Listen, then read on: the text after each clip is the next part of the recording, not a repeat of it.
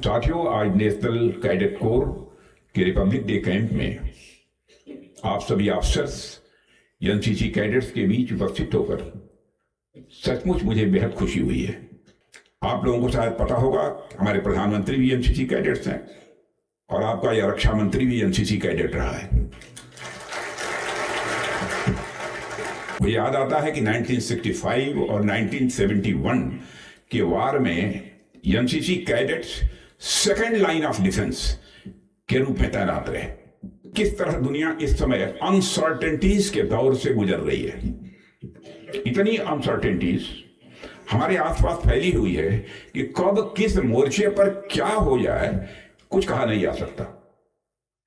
ऐसे में इस देश का नौजवान, इस देश की सबसे बड़ा रिसोर्स फिजिकली, मेंटली और इमोशनली यह हर तरह से तैयार रहना चाहिए, ऐसा मेरा मानना है। बच्चों, एक महत्वपूर्ण विषय की ओर मैं आपका ध्यान दिलाना चाहूंगा।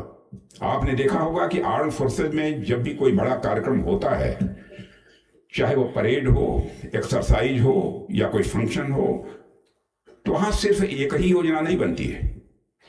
वहां हमेशा प्लान ए होता है, प्लान बी होता है और प्लान सी भी तैयार रहता है।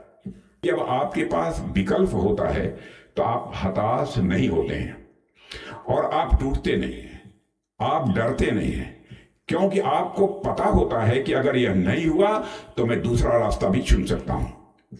इसलिए मेरे बच्चों, जीवन में सफलता पानी है, माई वे और हाईवे से आगे एक मिलिट्री वे अपने दिमाग में बराबर होना चाहिए।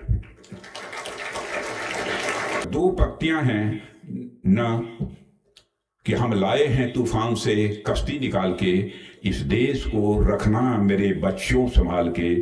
तो आगे चलकर देश को संभालने की जिम्मेदारी यदि किसी के कंधों पर जाने वाली है तो आप जैसे बच्चों के कंधों पर ही जाने वाली है।